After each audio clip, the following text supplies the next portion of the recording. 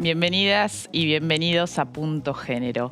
Hoy te vamos a contar de un juicio emblemático, un juicio que muestra el reino del revés. Una mujer lesbiana que se defendió de una violación en patota y es ella la que está sentada en el banquillo de los acusados. Así te vamos a presentar el tema y ahora hablamos con la abogada y una de las integrantes de la asamblea por la absolución de Iggy. De ella se trata.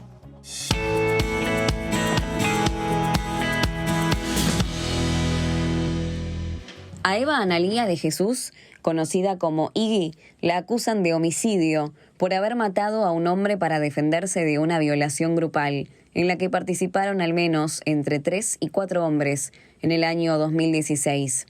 Iggy no puede determinar el número exacto porque ese día se cubrió el rostro para defenderse de las patadas que le pegaban cuando la tiraron al piso. Sí sabe que por lo menos fueron 3 hombres. Mañana comienza el juicio. Iggy lucha para que se le reconozca que se defendió. Si no sacaba el cuchillo de cortar el pasto de la vereda, su herramienta de trabajo, esos hombres la hubieran violado y asesinado.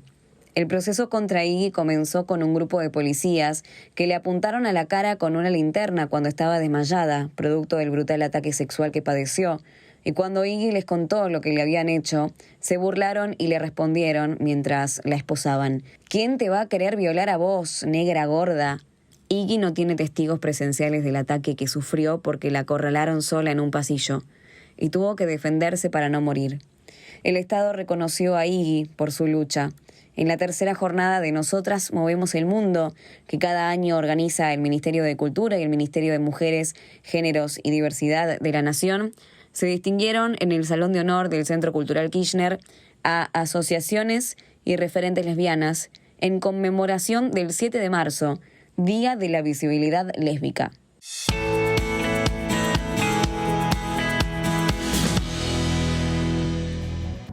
Y para contarte más de este juicio que comienza mañana, martes 15 de marzo, estamos con Alejandra Glatzer. Ella es integrante de la Asamblea por la Absolución de Iggy. ¿Y qué tal? Buenas noches, ¿cómo estás? Buenas noches. Y estamos un poco consternadas por la situación, muy atentes a la movilización. Primero empezar con que parte de este reino del revés que vos presentabas, en el que hoy se convierte en victimaria una sobreviviente de las violencias machistas, también tiene que ver con que se exigía que se garantice el carácter público del juicio. Exigíamos que se dé la sala grande para la participación de las audiencias y pueda sentir el acompañamiento de las luchas que ella también acompaña. Y lamentablemente la respuesta que tuvimos fue que nos delegaron a la sala pequeña, no haciendo oídos a también la magnitud y la importancia, no solo de que Iggy se sienta acompañada, que igual se va a sentir acompañada y se está sintiendo acompañada en las calles, sino ahí dentro, pero de que lo que está puesto en disputa tiene que ver con nuestro derecho a la legítima defensa, ¿no? O sea, no se trata solo de Iggy, si bien lo que está puesto en juego tiene que ver con su libertad y su absolución. Contanos, para quien no la conoce, en el movimiento de mujeres y feministas es un caso emblemático que se está acompañando, como vos bien decías, por las características que tiene, ¿no? Por lo que representa en relación a una justicia patriarcal que no puede entender que lo que está en juego, como decía Alejandra, es la posibilidad de defenderse. Vemos muchas veces otros casos, ¿no? Un asalto en una casa y hay un periodista famoso que se defiende frente a esa agresión y enseguida la justicia entiende que actúa en legítima defensa. Pero muchas veces, y este no es el primer caso que observamos, sino en otras situaciones donde las mujeres viven la violencia en su propio hogar o en este caso en el espacio público y se defienden, inmediatamente son convertidas en victimarias, ¿no? Y de alguna forma el caso de Iggy muestra esta situación. Contanos, para quien no conoce un poco de la historia de Iggy. ¿Quién es Iggy? ¿Quién era Iggy en su barrio? ¿Dónde vivía? ¿Qué estaba haciendo? Digo, ¿cuál es su actividad? ¿Por qué le dicen Iggy? Bueno, ahí le gusta mucho el fútbol, a propósito del arquero. Le gusta, Higuita, es arquera. Es arquera. Es arquera.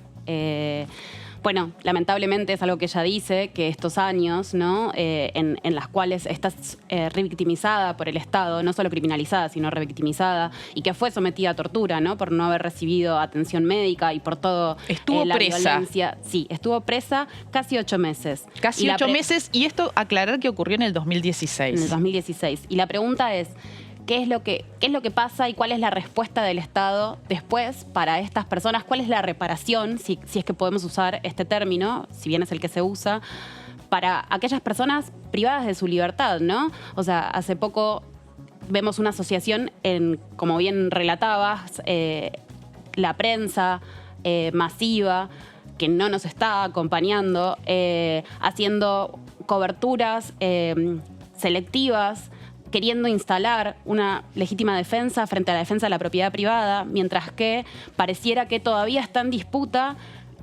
conquistar este derecho, ¿no? Que podamos defendernos legítimamente. Por algo nos educan como nos educan, ¿no? Por algo nos despotencian de nuestra posibilidad de autonomía. Entonces, ¿qué es lo que pasa? Que nos prefieren sumises, ¿no? Que nos prefieren muertas incluso, muertes, que pudiendo defendernos como podemos, porque no es que tampoco hay nada premeditado, pero Iggy es una lesbiana de barrios populares, del conurbano bonaerense, vivía en Mariló, pero ya cuando el ataque ocurre en Mariló... ¿Mariló dónde queda? En San Miguel. Pero ya no podía vivir ahí. ¿Por qué? Porque estaba patota de violentos, o sea, este grupo, ¿no? de estas masculinidades que operan en grupo, ¿no? Para hostigarnos, como hace poco pudimos ver en la violación grupal que se sometió en Palermo. Estas masculinidades que operan en grupo ya la venían hostigando sistemáticamente desde hacía años, y Iggy había tenido que exiliarse de su propio barrio, ¿no? Por ser lesbiana, ¿no? Aclaremos eso, que el hostigamiento que ella venía viviendo, sufriendo en su propio lugar, su propio terruño, su propio barrio, tenía que ver con eso, ¿no? La molestaban, la agredían por ser lesbiana, por en todo caso tener una orientación sexual diferente, una identidad de género diferente a la que la sociedad tradicional espera de una mujer, ¿no? Y eso era lo que generaba estas agresiones. Entonces ella estaba como preparada también en algún punto. No, podemos decir que preparada para el ataque y que... Preparada para sufrir, digo. Sabía que la agredían. Sí, estaba disciplinada quizás, ¿no? Y estaba acostumbrada a resistir. Y quizás algo que es muy fuerte y muy potente que ella dice, y la pregunta es qué hubiese pasado si el movimiento feminista no se enteraba que había una piba que estaba, una lesbiana privada de su libertad, en la cárcel, que ni siquiera sabía por qué estaba detenida. Porque esa fue la situación en la que se encontraba. ¿Y qué hubiese pasado si no llegaba ese movimiento? Y lo que ella dice es que fue la lucha, fueron les mostris, como ella dice, porque no solamente somos lesbianas quienes estamos, no solamente son mujeres, muchas lesbianas no se identifican como mujeres. Ella dice, me enseñaron a quererme, me enseñaron a saber que yo también podía tener mi familia, ¿no? O sea, como todo un proceso de reparación. Pensar lo duro de por qué es lo que pasa en esta sociedad heterosis patriarcal, que es el proceso de lucha frente a esta violencia de género institucional a la que el Estado la somete, lo que le permite a su vez acceder ahí a la posibilidad de pensar que también puede vivir otro tipo de vida, y que esa violencia a la que la sometieron desde temprana edad, a las violaciones, ¿no? O sea, porque ella es sobreviviente también en su niñez, al abuso sexual en las infancias y adolescencias. O sea, todas realidades que están invisibilizadas y que lo que nuevamente se pone en juego es la falta de perspectiva de género, ¿no? Del poder judicial, de la justicia, del sistema judicial. Estamos en comunicación también con Gabriela Conder, que es la abogada defensora de Iggy. Hola, Gabriela, ¿cómo estás? Buenas noches. Hola, buenas noches, ¿cómo están? Contanos cómo llega Iggy al juicio que comienza mañana. ¿Cómo está ella? Bueno, Iggy no está muy bien, está muy angustiada, le cuesta hablar del caso, duerme poco, tiene alteraciones en su sueño. Bueno, la verdad que es está en una situación bastante difícil porque está acusada de homicidio una pena que es parte de los 8 años en adelante. ¿Por qué se le acusa a Iggy cuando la descripción de la situación que ella atravesó claramente demuestra que intentó defenderse? Bueno, porque no le creen. El tema es ese, no le creen. A una persona que está en un barrio pobre, que es lesbiana, que es negra, que es gorda, digamos, en los barrios pobres van a buscar criminales, ¿no? Siempre los barrios pobres están llenos de criminales. Es insólito porque las cárceles están llenas también de gente que vive en los barrios pobres, ¿no? Es eso. Ahí no le creen. Entonces, ella en su declaración, en la primera declaración que tiene, en la declaración indagatoria, ella dice cómo sucedieron las cosas, se lo dice primero a la policía, y esto, como decían en el informe, la policía enseguida ya le dice: sos negra, gorda, y ¿quién te va a violar a vos, no? Todos los prejuicios, digamos, que atraviesan este caso, todos los prejuicios y los estereotipos de género negativos que pone en juego la justicia cuando se trata de una víctima mujer, ¿no? Y en este caso sí, con otras interseccionalidades, porque el hecho de ser lesbiana, de ser de un barrio popular, como decías, de ser negra, eso hace que se potencie esa mirada estigmatizante sobre ella. Sí, y dejando de lado todas las evidencias que hay de que Iggy se defendió. Tiene la ropa rota, digamos, estaba totalmente golpeada, estaba casi estaba inconsciente en algún momento. Bueno, todo esto no lo tuvieron en cuenta en el momento de la acusación. Digamos, no tienen en cuenta ni legítima defensa, ni la legítima defensa, ¿sí? Por defender su vida, por defender su integridad física, sino que ni siquiera nosotros vemos, por ejemplo, los casos de gatillo fácil, ¿sí? Donde son acusados policías que matan a los pibes de los barrios por la espalda. El caso Chocobar, por ejemplo, le pusieron exceso en la legítima defensa. Esto, ni el exceso en la legítima defensa le pusieron ahí. A Chocobar le dieron 2 años en suspenso, ¿no? Esa es la justicia que hay. No solo en estos casos, sino que vemos que en los barrios juntan prueba, por ejemplo, para condenar a pibes de una manera sumaria, sin prueba los condenan o van... Y Gabriela, te hago una pregunta. ¿Cuál es el tribunal que va a llevar adelante este juicio a partir de mañana? Bueno, es el Tribunal de San Martín, Tribunal Criminal de San Martín, número 7. ¿Y va a ser una audiencia, es un juicio oral y público? Sí, es un juicio oral y público, nada más que está limitado a una sala donde hay 15 personas, nada más para la capacidad para 15 personas. Todavía no contestaron, quería transmitir la radio La Retaguardia, que es una radio donde transmiten los juicios de lesa humanidad. Sí, quería transmitir este juicio, pero todavía no le han contestado desde el tribunal. Pero bueno, y la capacidad ya nos dijeron que iban a ser para familiares y para la defensa, para Iggy, y no, digamos, poca gente va a poder concurrir. Y hubo un montón de firmas, un montón de gente que se anotó para concurrir al juicio. Y Gabriela, por un lado, este homicidio por el cual ella está acusada se produce en ese momento en que ella se está defendiendo. ¿Hubo alguna causa, alguna investigación en relación al ataque que ella sufrió? ¿La justicia investigó ese hecho donde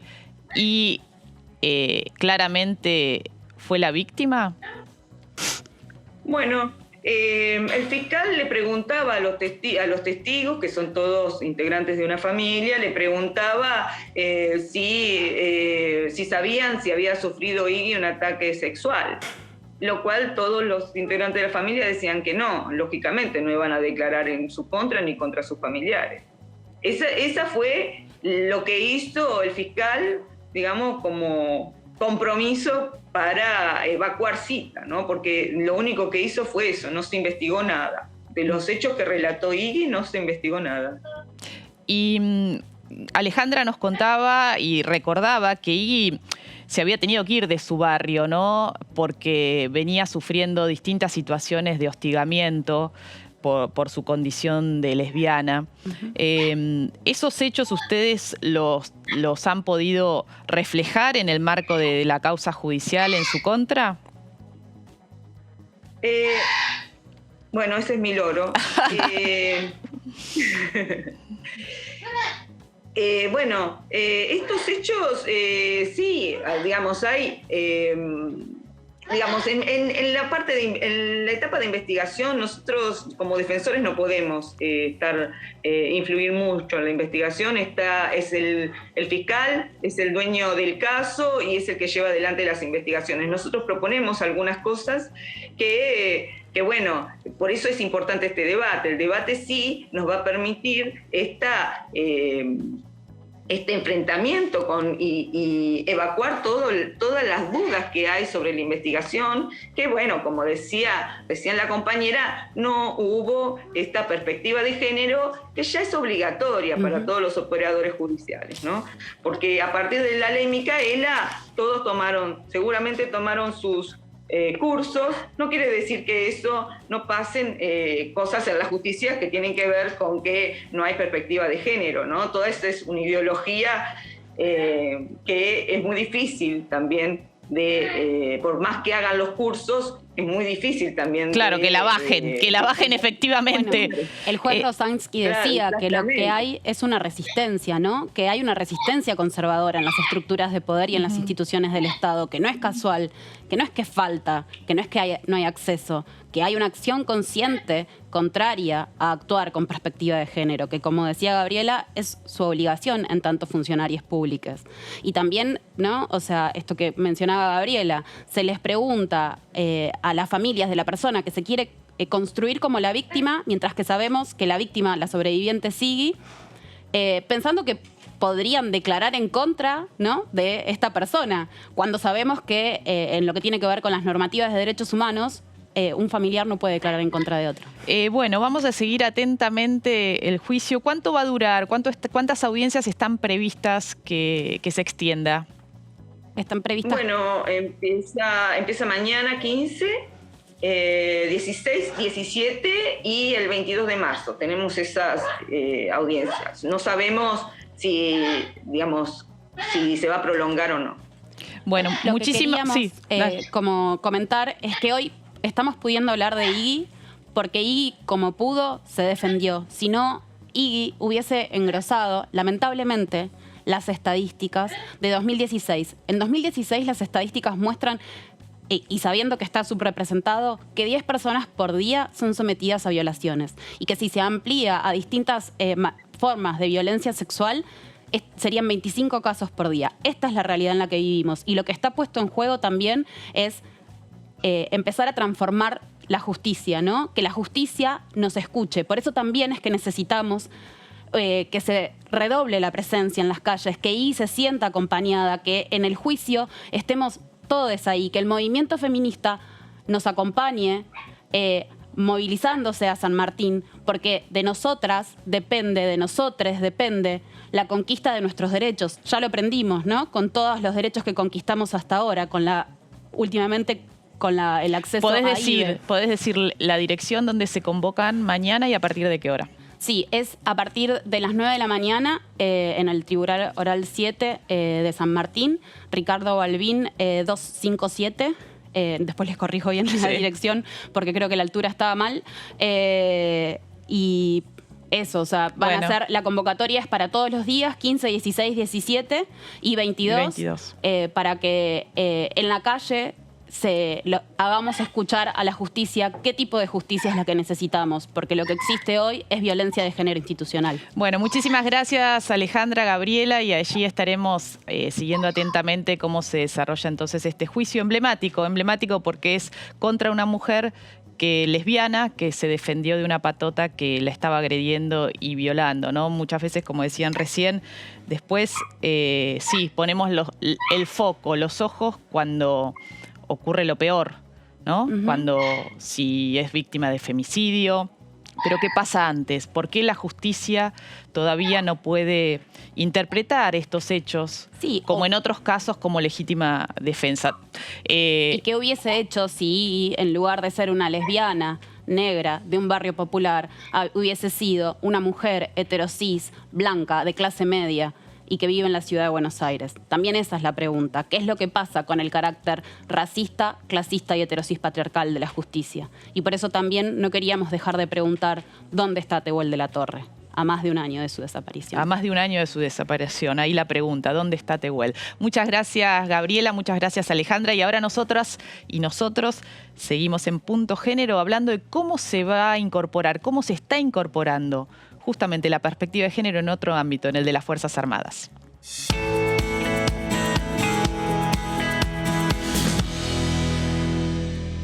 En los institutos militares de formación de oficiales se va a empezar a estudiar como contenido obligatorio la historia de María Remedios del Valle, una mujer afrodescendiente, conocida como la Madre de la Patria y nombrada por el general Manuel Belgrano como capitana de su ejército.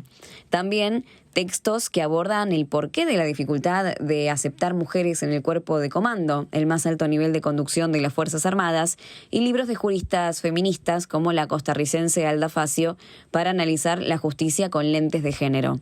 Los cambios son parte del Plan Integral de Políticas de Género aprobado por el ministro de Defensa Jorge Tayana, que retoma las transformaciones iniciadas en esa línea por Nilda Garré durante la presidencia de Néstor Kirchner, primera y única mujer que ocupó esa cartera en toda la historia argentina. Entre las acciones que se llevan adelante desde la Dirección de Políticas de Género, a cargo de Laura Mason, se empezó a capacitar en Ley Micaela con cursos de una carga horaria de 24 horas y además evaluaciones a los altos mandos. En total, ya la recibieron unos 4.500 militares y los primeros capacitados fueron los jefes de cada fuerza.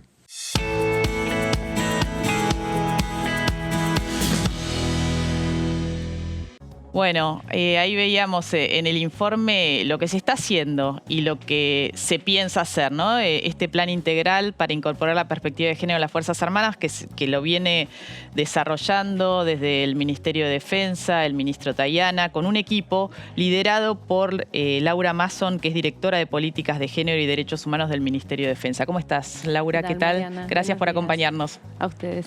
Bueno, cuando hablamos de perspectiva de género y de la transversalización, a veces cuesta explicar de qué se trata. Bueno, ¿qué están haciendo hoy en las Fuerzas Armadas para transversalizar la perspectiva de género? Bien, bueno, una de las acciones es lo que vos mencionaste, el Plan Integral de Políticas de Género, que consta de 10 lineamientos, ¿sí? Y se despliegan en 46 acciones específicas. Pero más allá, digamos, del plan, tenemos ya creados, ¿no?, en el Ministerio de Defensa todo un sistema integrado de políticas de género que fue reforzado y jerarquizado ahora durante la gestión del ministro Tayana con la creación de departamentos de género donde antes había oficinas centralizadas. Entonces se jerarquizó este mecanismo y se creó la dependencia funcional de las oficinas de género que había en las unidades en todo el país, en las unidades militares de todo el país, para que haya realmente, digamos, una integración entre la política, ¿no? Pensaba que de las instituciones, tal vez la de las Fuerzas Armadas es de las más machistas, uno podría decir, y más masculinizadas. ¿Cuándo empezaron a ingresar mujeres en las fuerzas? El ingreso de las mujeres a las Fuerzas Armadas, a mí me gusta explicarlo como una especie de círculo concéntrico, ¿no? Donde en el centro está el cuerpo de comando, que son las personas del cuerpo de comando son las que van a liderar a futuro las Fuerzas Armadas. O sea, los cargos más altos, jerárquicos. No sé, sí, digamos, son quienes van a liderar, digamos, porque tenemos las jerarquías, o sea, un médico puede llegar hasta general, pero nunca va a ser, digamos, el jefe de Estado Mayor de una fuerza. Entonces, los que llegan, los que lideran, digamos, ¿no? Los que conducen las Fuerzas Armadas, más allá de su jerarquía, son el cuerpo de comando. Son quienes se forman en el Colegio Militar de la Nación, la Escuela de Aviación Militar y la Escuela Naval.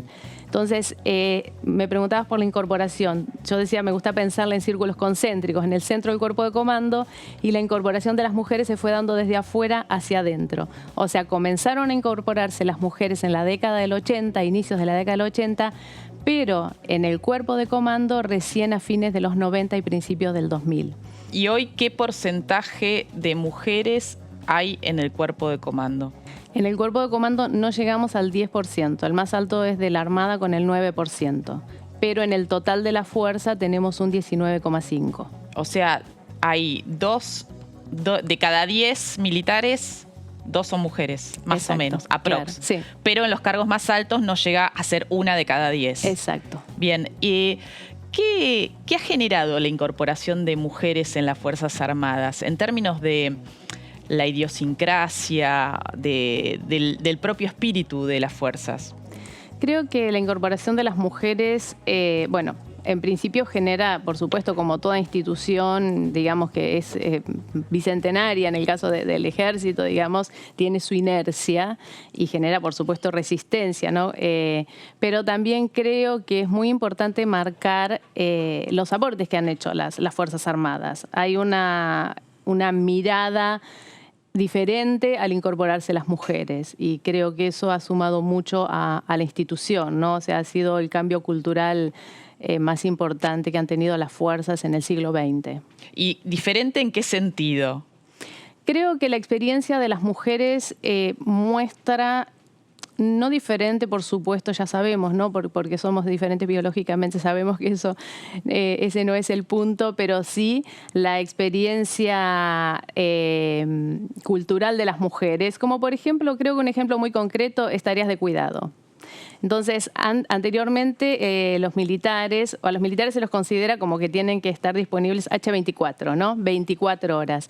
Una persona que tiene que cumplir con tareas de cuidados no puede estar disponible para la institución 24 horas. Los varones podían hacerlo porque había en sus casas mujeres que cubrían sus necesidades, digamos, tanto como el cuidado de sus hijos como, digamos, la reposición de la vida cotidiana.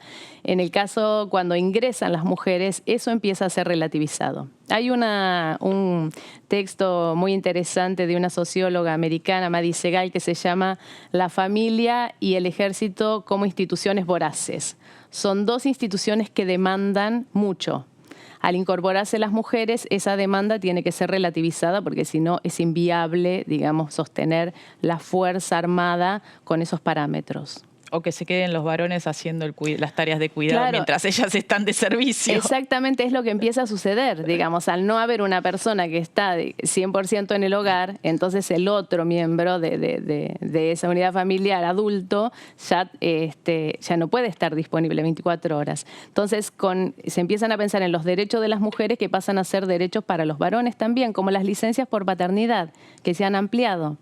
Porque mencionábamos en el informe la implementación de la ley Micaela, una ley que aprobó en el Congreso, que justamente lo que se propone es la capacitación obligatoria de todos los funcionarios, empleados y empleadas del Estado de los distintos poderes.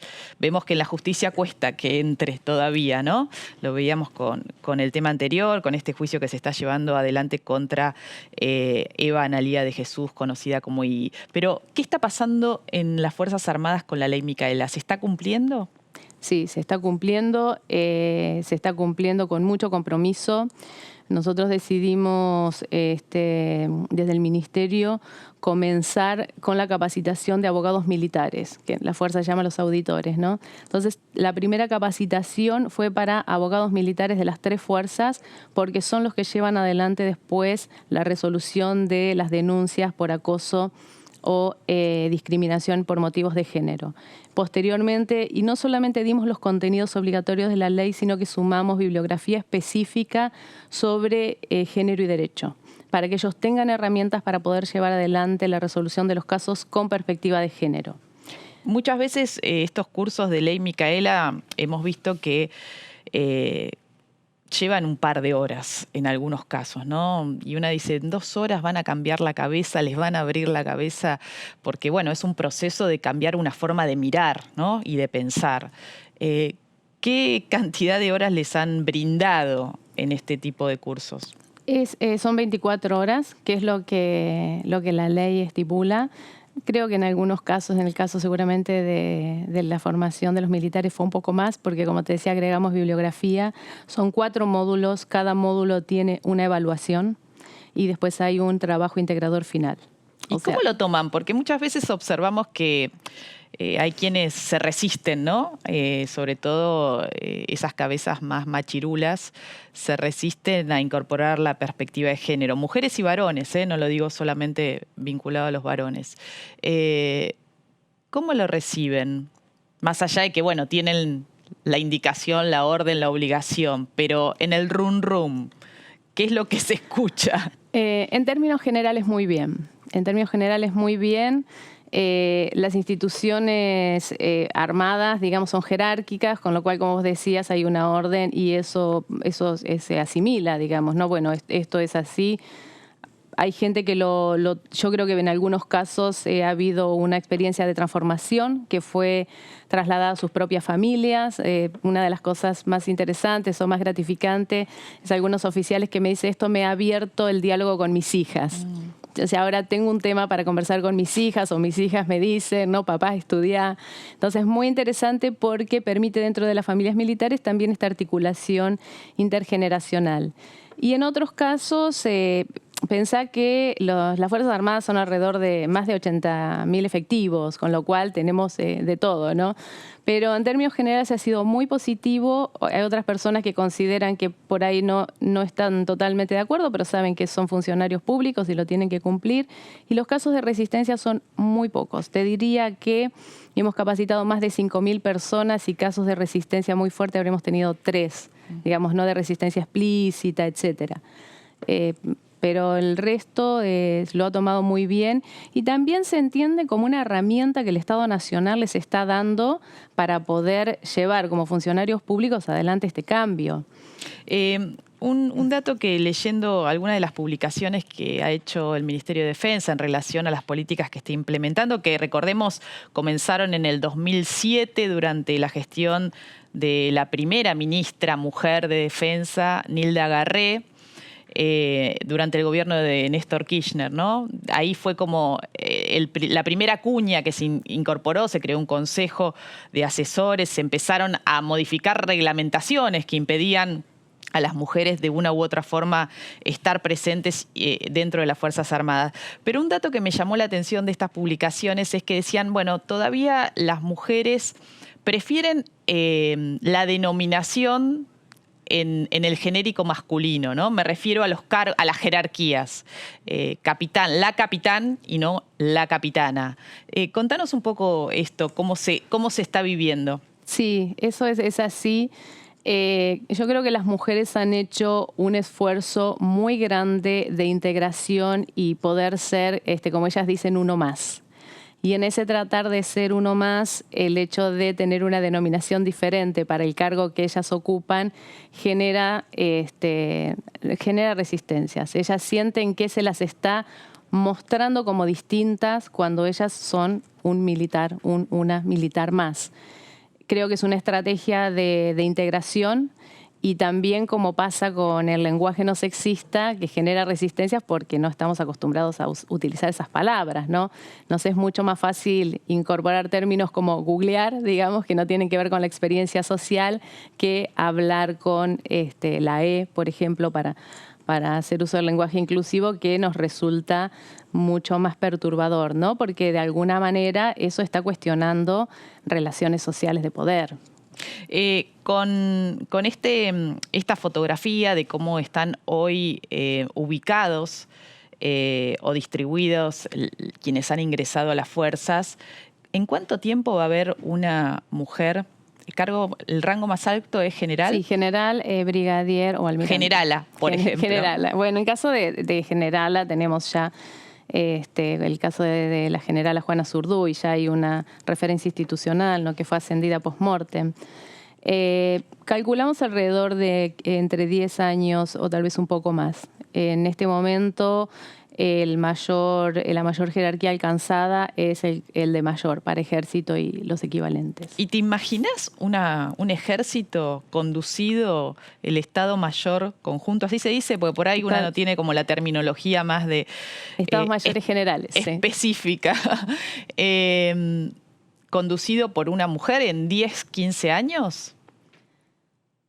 Sí, sin lugar a dudas, porque hay mujeres en el cuerpo de comando que son excelentes, son muy, muy buenas profesionalmente, realmente muy responsables. Yo creo que han, más allá de que sin dudas muchas veces ellas no hablan de dificultades, pero yo estoy segura que sí existen, pero es parte, digamos, de este espíritu militar hacerle frente a esas dificultades, ¿no? Inclusive las de género, porque ya hay dificultades en la formación militar, digo. Dificultades en el sentido de esfuerzo, ese esfuerzo físico, ese esfuerzo intelectual. Creo que más allá de eso, las mujeres han tenido que afrontar algunos otros obstáculos, pero los han superado y son profesionales muy realmente destacables. ¿Cuáles podrías enumerar los desafíos que tienen hoy en la Argentina para incorporar la perspectiva de género en las Fuerzas Armadas? Creo que el gran desafío, como en muchos otros espacios, es el día a día. Me parece que en las Fuerzas Armadas hoy realmente tenemos un avance que es una referencia en la región. La normativa está actualizada, la formación es constante, pero el día a día, que tiene que ver con la cultura institucional, el chiste, el comentario, la mirada fuera de lugar, creo que esas cosas en cualquier institución y en las Fuerzas Armadas, al ser jerárquicas, por ahí en algunos casos se puede agudizar, pero creo que es nuestro gran desafío. Bueno, muchísimas gracias, Laura. A vos, Mariana. Bueno, seguimos en Punto Género. Vamos a una pausa y enseguida volvemos.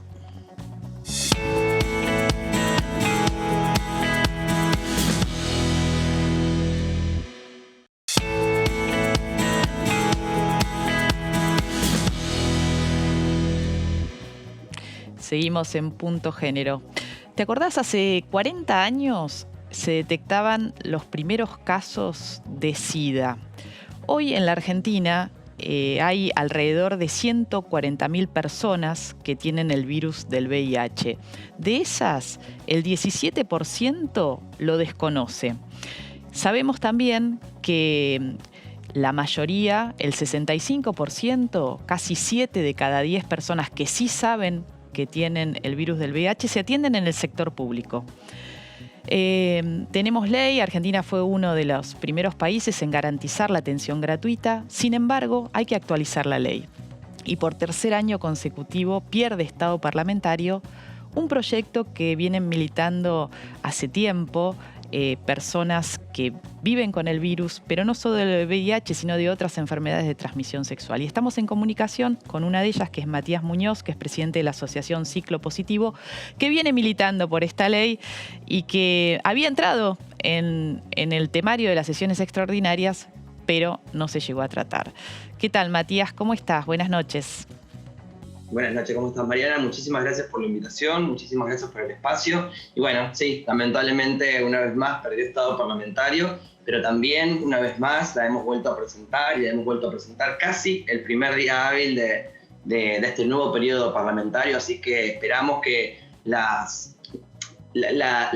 idea del presidente, la idea del Ejecutivo, que en realidad surgió a partir de la presión y de la solicitud de las organizaciones en la calle en todo el país, tanto de personas con VIH como de hepatitis virales, como del resto de las infecciones de transmisión sexual y tuberculosis, sea un impulso, que esta inclusión en el temario con esos 18 temas que no se han llegado a tratar en extraordinarias de febrero pueda tener ahí alguna solución en los primeros meses sesiones ordinarias, en las primeras sesiones. Ahora, una vez pasado un tema tan importante por la Cámara Baja como fue la autorización del acuerdo con el FMI, esperamos que ese temario de 18 asuntos tan importantes que el Ejecutivo envía al Legislativo sean tratados en las primeras sesiones. Contanos por qué es importante que se apruebe esta ley.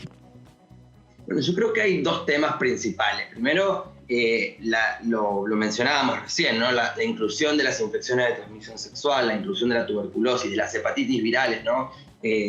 Patologías tan altamente transmisibles y prevalentes en nuestro país. Hay una idea de que algunas patologías ya no existen más o que son parte del pasado, la tuberculosis, la sífilis, ¿no? Uno por ahí en casa piensa que son cosas que ya no hay, que ya no se ven, pero lamentablemente son patologías transmisibles muy prevalentes en Argentina, y lamentablemente también, por ejemplo, la tuberculosis es la enfermedad por la cual la mayor parte de personas con VIH fallecen al año, ¿no? Entonces, y siempre sucede que las personas que mueren por estas patologías son las personas más vulnerables. Son personas que por ahí, como lo decíamos recién, no tienen un empleo registrado o viven en condiciones de hacinamiento, ¿no? Porque, a ver, Matías, porque están garantizados los tratamientos de parte del Estado. ¿Qué es lo que cambiaría con esta ley? ¿Qué es lo que viene a plantear este nuevo texto? Bien, esa es la segunda razón por la cual es altamente necesaria, ¿no? Hay una cuestión de la ley vigente, tiene un enfoque, una mirada biomédica, es decir, está garantizada la prevención, porque están garantizados los preservativos gratuitos en el sistema público, en las obras sociales, en las prepagas. Está garantizado el diagnóstico, porque tanto en cualquier subsistema de salud uno puede acceder a su diagnóstico hoy haciéndose un test. Puede ser un test rápido, que el resultado está en 20 minutos, o la extracción de sangre convencional. Y está garantizado el tratamiento también. En los 3 subsistemas, con algunos idas y vueltas, todos tienen que cubrir al 100% de los tratamientos para el VIH.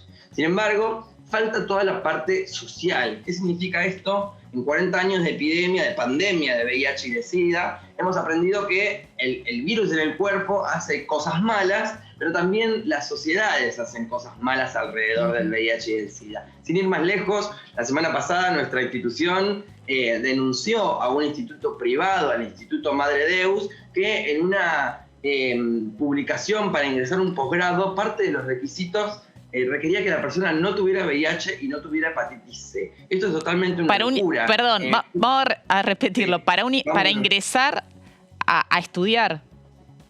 A un posgrado, exactamente. Sí. No lo gravísimo. Lo querían, totalmente grave. Y esto lamentablemente hoy en día no está regulado. Lo que sí podemos llegar a encontrar algo parecido en una regulación es para ingresar a un empleo, que hay una resolución ministerial, que sin embargo tampoco se cumple demasiado. Por eso es importante poder traer esta serie de normativas, esta serie de derechos y de obligaciones nuevas que hacen dar respuesta a estas cosas que están pasando alrededor del VIH, que pasan hace mucho tiempo y que lamentablemente forman parte de las barreras de acceso a la salud también, porque pensamos en la salud de una manera integral, no solamente en lo que tiene que ver con el cuerpo biomédico, sino también lo que pasa con el estigma, con la discriminación, con todo lo que está rodeando a lo social en función de tener VIH, de tener hepatitis, ¿no? Que también ¿Sabes qué me llamó la atención cuando empezamos a conversar? Que todavía hay un 17% de personas que tienen el virus del VIH que lo desconocen, que es un porcentaje que se viene manteniendo a lo largo de la historia, ¿no? Pero ¿por qué todavía, podríamos decir, casi 2 de cada 10, casi, ¿no? Sí, lamentablemente hay una falta de voluntad en muchas personas de querer conocer el estado serológico, es decir, de querer saber si por miedo. El diagnóstico de VIH.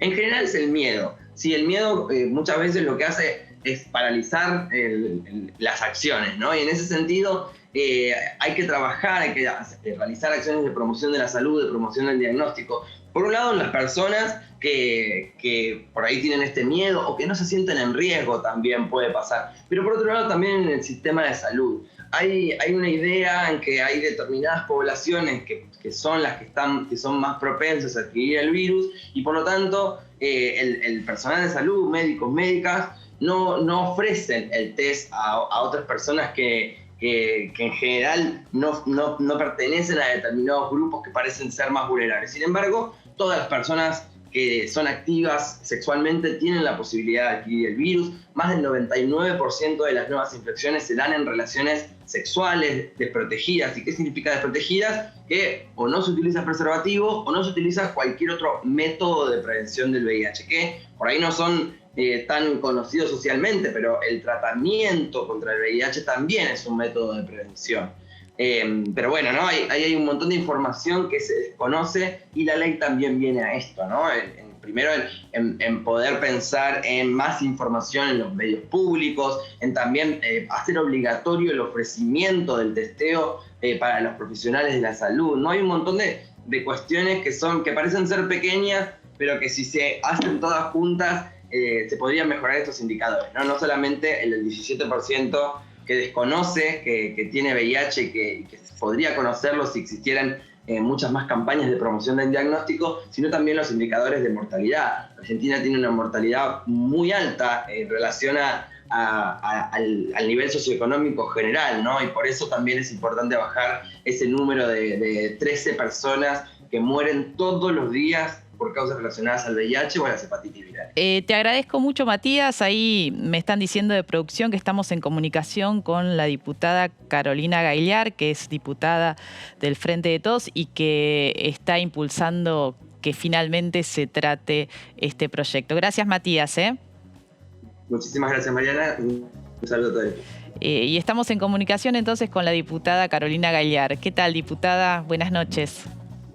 Hola Mariana, ¿cómo te va? Un gusto saludarte. ¿Cómo estás? Bueno, acá hablábamos con Matías un poco con la preocupación de este proyecto que se viene postergando, el tratamiento, ¿no? Ya ha perdido el Estado parlamentario en 3 oportunidades. Y la pregunta es ¿por qué? ¿Por qué no hay interés en llevarlo al recinto?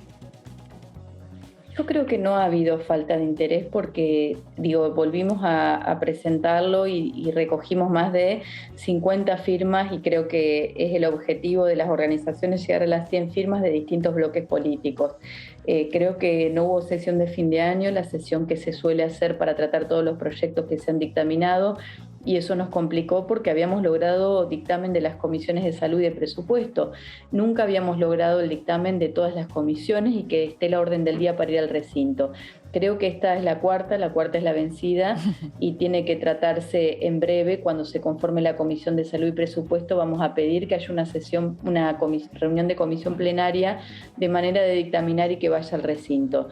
Creo que el apoyo de todos los bloques está, que es un tema sobre el cual hay consenso y que, como dicen las organizaciones, es urgente, es necesaria una nueva ley de VIH, de hepatitis virales y de tuberculosis y las infecciones de transmisión sexual. Con lo cual, yo creo, Mariana, que es uno de los grandes temas para este año dentro de la agenda parlamentaria y vamos a impulsar para que se trate lo antes posible.